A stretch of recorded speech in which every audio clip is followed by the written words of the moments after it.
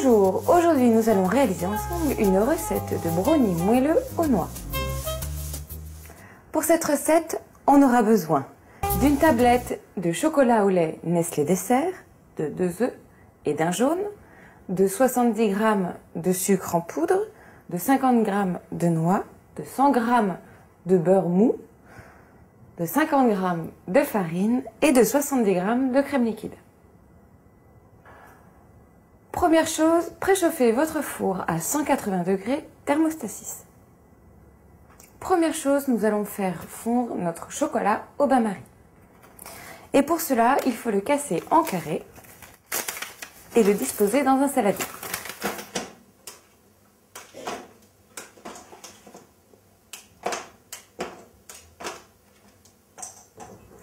Une fois que le chocolat est cassé en carré, on le dispose sur une casserole avec de l'eau frémissante et on va le faire fondre doucement pendant 5 minutes.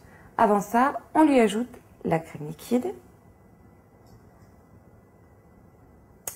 et on résiste à l'envie de mélanger. Pendant ce temps, on va préparer le reste de la pâte.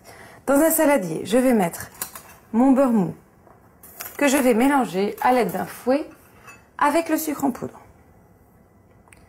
Et on mélange jusqu'à obtenir une pâte homogène.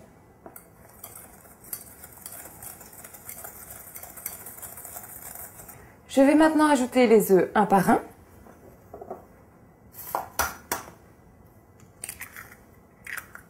Et entre chaque ajout, je mélange.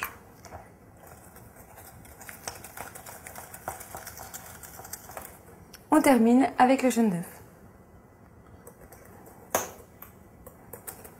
Enfin, on ajoute notre farine avant d'incorporer le chocolat fondu.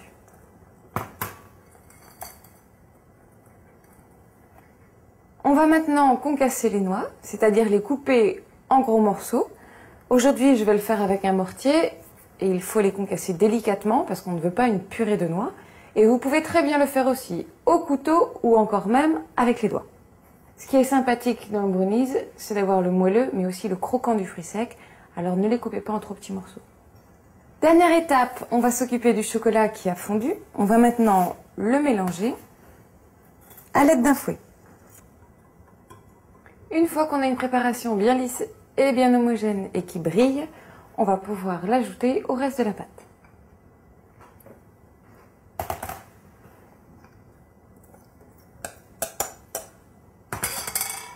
On mélange bien et on ajoute à notre pâte les noix concassées.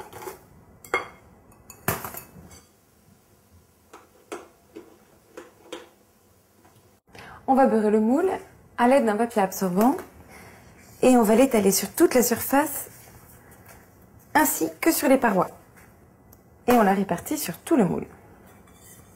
On farine et on beurre un moule pour éviter que le gâteau colle au moule et qu'on puisse le démouler facilement.